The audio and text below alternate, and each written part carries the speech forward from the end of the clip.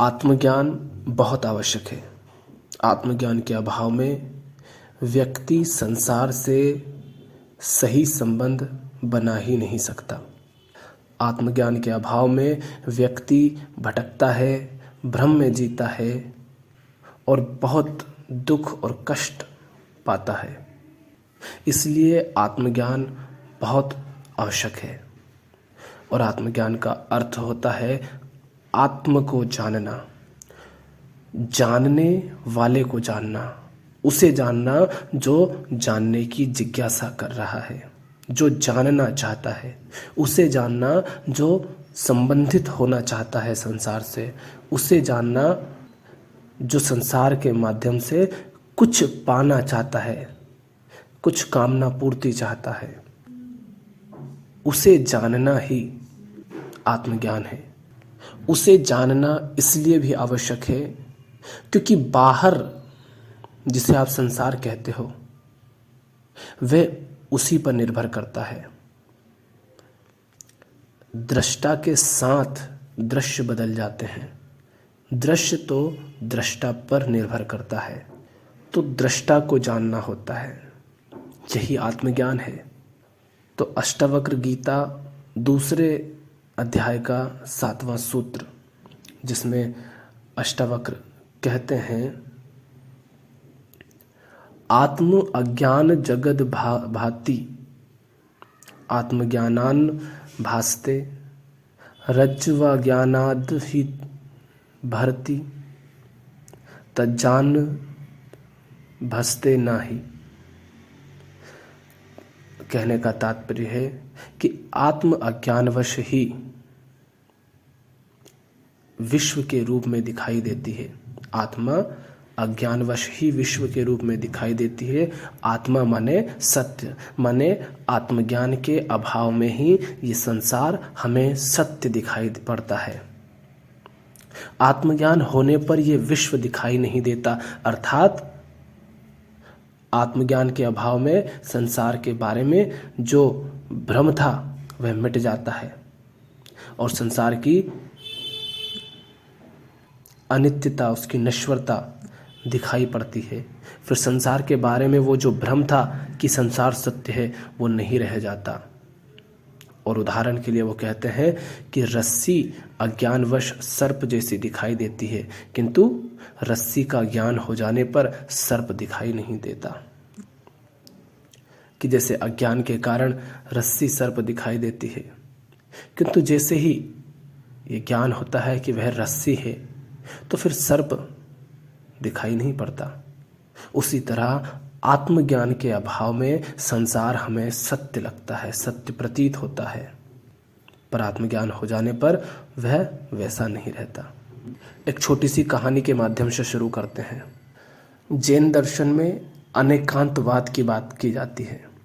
तो आपने वो एक कहानी सुनी होगी जिसमें 4, 5, 6 अंधे होते हैं, 5 अंधे होते हैं और वो सब एक हाथी को अलग अलग जगह से छूकर बताते हैं कि हाथी कैसा होता है। तो जिसने हाथी की पूंछ को पकड़ा था वो कहता है कि हाथी रस्सी की जैसा होता है। जिसने हाथी के कान को पकड़ा था वो कहता है कि हाथी सुपड़े जैसा होता है। जिसने हाथी की सूंड को पकड़ा था वो कहता है कि हाथी किसी पाइप की तरह होता है। हम बस कहानी के सार को समझ रहे हैं। किसी ने उसके पेट को छुआ था तो कहता है कि हाथी दीवार की तरह होता है, और किसी ने उसके पैर को छुआ था तो कहता है कि हाथी एक खंभे की तरह होता है। यहाँ पर क्या दिख रहा है? यहाँ पर ये बात हमें समझ आ रही है कि हमारा ज्ञान, हमारे अनुभव, हमारी जानकारी सब सीमित होते हैं और उसी अनुभव, उसी ज्ञान, उसी जानकारी के आधार पर हमें जो कुछ दृश्य होता है हम उसको सत्य साबित करने लग जाते हैं कि यही सत्य है। इसीलिए फिर हम परेशान होते हैं, इसीलिए हम भ्रम में स्वयं को पाते हैं।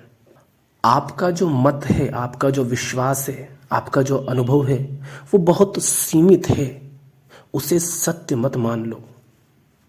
खुद को देखो, तुम कौन हो? तुम अंधे हो, और तुम्हें पूरा हाथी नहीं दिखाई दिया है, तुमने उसको थोड़ा सा जाना है। तुम कह सकते हो कि मुझे ऐसा लगता है, ऐसा प्रतीत होता है, पर तुम ये नहीं कह सकते कि जो तुम्हें प्रतीत हो रहा है वही सत्य है। अब तुम देखो, हमारे विचार जो है सीमित होते हैं। क्यों होते हैं? क्योंकि हम जो भी विचार करते हैं वो हमारे अनुभव, हमारे अतीत, हमारे ज्ञान, हमारी जानकारी, माने हमारी स्मृति से उठते हैं। और हमारी स्मृति, हमारे अनुभव, हमारे ज्ञान, ये सब सीमित होता है, तो इनसे उठा हुआ विचार भी सीमित ही होगा। जब आप ये समझ लेते हैं कि आप जो भी विचार करते हैं, जो भी निष्कर्ष निकालते हैं, वो सब सीमित अनुभवों से, सीमित जानकारी से, सीमित स्मृति से उठा है, तब आप भविष्य के बारे में, किसी व्यक्ति के बारे में फिर कोई छवि नहीं बनाते। आप पहले से कोई कल्पना नहीं करते, फिर आप जो है उसके साथ रहते हैं। क्योंकि हम छवि इसी आधार पर बनाते हैं कि मैं जो जानता हूं वही सत्य है, मैं जो मानता हूं वही सत्य है। लेकिन जब आप जान जाते हैं, ये समझ जाते हैं, ये देख लेते हैं कि आपका विचार सीमित है, वो सत्य को नहीं देख सकता, तब आप वास्तविकता की कल्पना नहीं करते, कोई छवि नहीं बनाते, आप वास्तविकता में जीते हैं, जो है उसके साथ रहते हैं। जैसे तुमने मुझसे बातें की, हमने कुछ बातें की, कुछ अपने बारे में, कुछ तुम्हारे बारे में बताया। अब उस आधार पर तुम मेरी कोई छवि बना लो, मैं तुम्हारी कोई छवि बना लूँ, और जब वास्तविक रूप से हम एक दूसरे के सामने आए तो हक्का बक्का रह जाए। क्यों? क्योंकि हमने तो कोई और ही छवि बना ली थी। और वो जो छवि हमने बनाई थी वो किस आधार पर बनाई थी? उन सीमित अनुभवों, जानकारी, वार्तालाप के आधार पर, उस सीमित ज्ञान के आधार पर जो हमने एक दूसरे के साथ संवाद के दौरान साझा किया था। इसीलिए फिर हम पाते हैं कि सब कुछ चकनाचूर हो गया, जैसा सोचा वैसा कुछ नहीं हुआ। ऐसे ही हम अपने जीवन में निर्णय लेते हैं, कल्पनाएं कर लेते हैं, सपने देख लेते हैं, फिर वो टूटती है, क्योंकि हकीकत तो कुछ और होती है ना। हमने जो छवि, जो कल्पना की थी वो तो सीमित थी, उसका आधार सीमित था, पर वास्तविकता तो पूरी तरह से प्रकट होती है। तो यहाँ पर क्या है? यहाँ आत्मज्ञान का अभाव है। हम उसे नहीं समझ रहे जो समझना चाहता है, हम उसकी सीमाओं को नहीं जान रहे, हम दृष्टा की लिमिटेशंस, उसकी सीमाओं को नहीं देख पा रहे। आप कहते हैं कि आपका जो अनुभव है, आपने अनुभव से जाना और आपका अनुभव तो सत्य है, आप ऐसा कहते हैं। यदि आपका अनुभव सत्य है तो जो उदाहरण अभी हमने यहाँ पर देखा, रस्सी और सांप वाला, तो अंधकार के कारण रस्सी तुम्हें सांप दिखाई दी, फिर वो सत्य क्यों नहीं है? क्यों रस्सी को रस्सी जानने के बाद तुम कह देते हो कि वो तो भ्रम था, अज्ञान था, वो सब बातें झूठी थी? क्योंकि तब तो आपने रस्सी को सांप समझने के कारण भय का भी अनुभव किया था, डरे थे, शंकाएं थी, मन विचलित हुआ था। यदि आपके सारे अनुभव सत्य हैं, यदि जो आप देखते हैं वो सत्य है, तो फिर वो सत्य क्यों नहीं कि रस्सी ही सर्प है?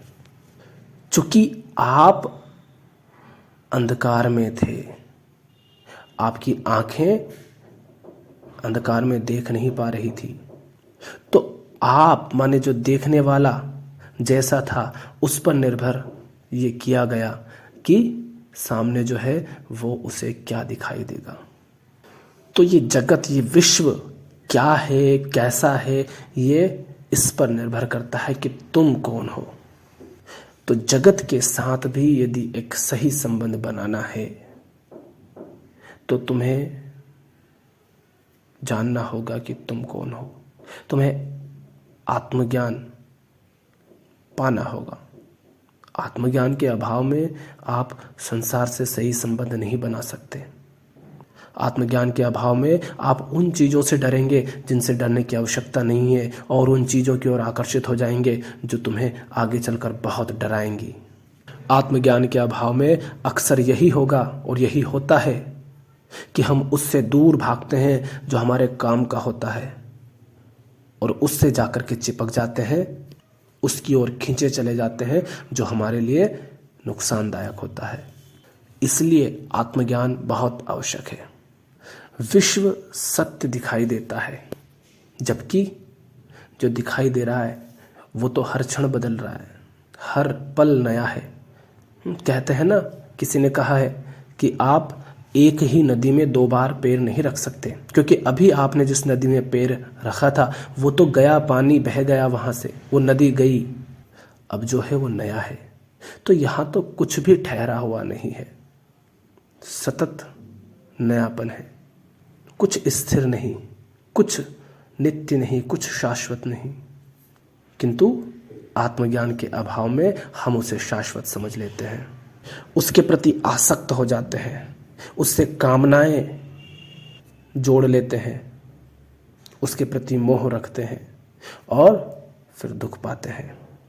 आज आपके पास जो कुछ है, संबंध होगा, पद होगा, प्रतिष्ठा होगा, पहचान होगी, काम होगा, कोई पैसा होगा, लेकिन एक समय था जब ये सब आपके पास नहीं थे।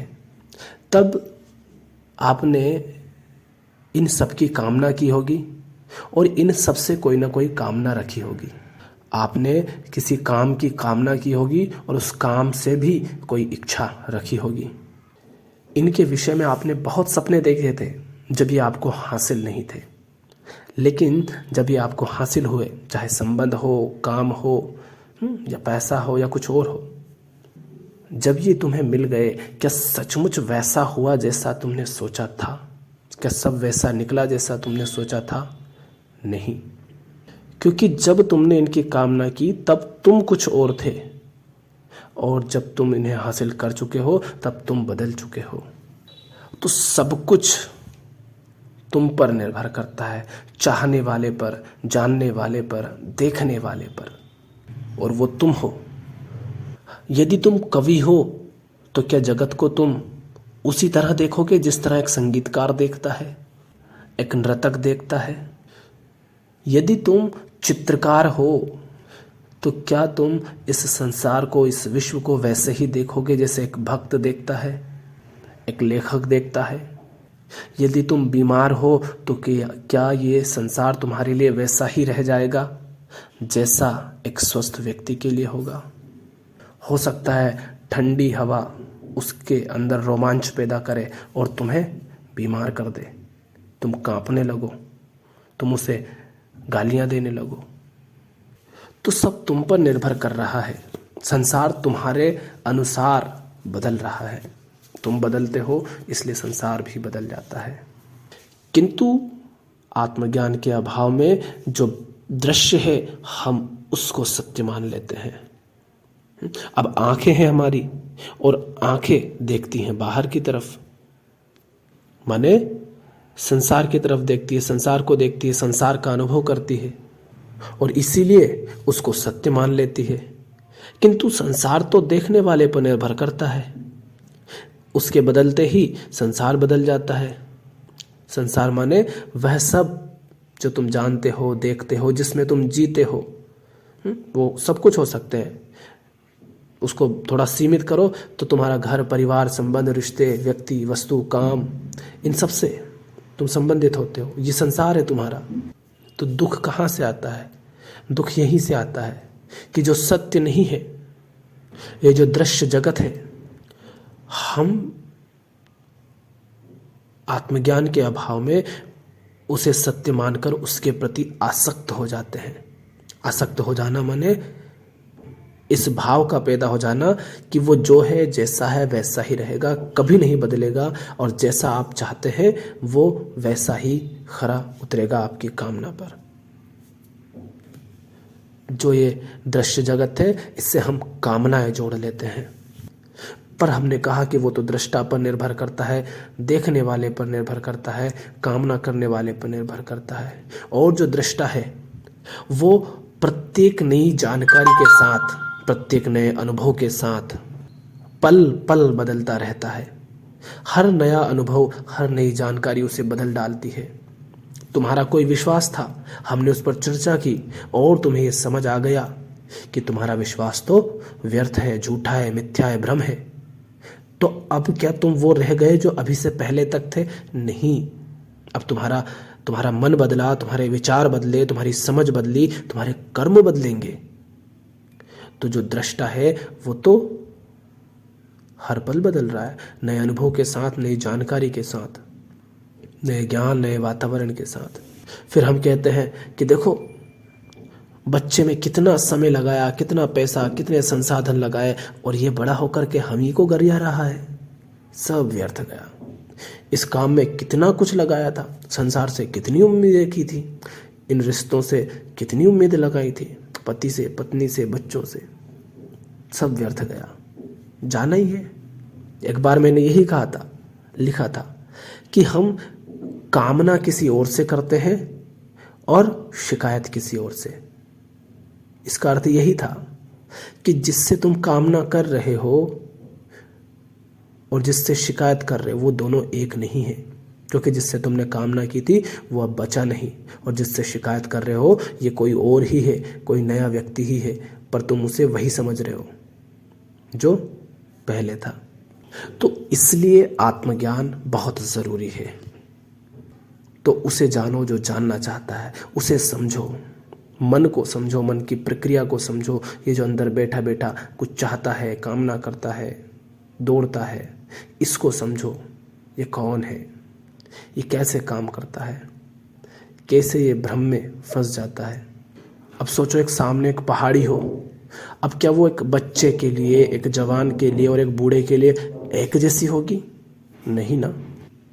तुम कौन हो, बच्चे हो, बूढ़े हो, जवान हो, इस पर निर्भर करेगा कि वो पहाड़ी तुम्हारे लिए कैसी होगी। उसकी चोटी पर कोई मंदिर है, तुम्हें वहां जाना है, तो वो चुनौती तुम्हारे लिए कितनी बड़ी होगी, ये तुम पर निर्भर करता है। सब तुम पर निर्भर करता है। आज के लिए इतना ही। धन्यवाद।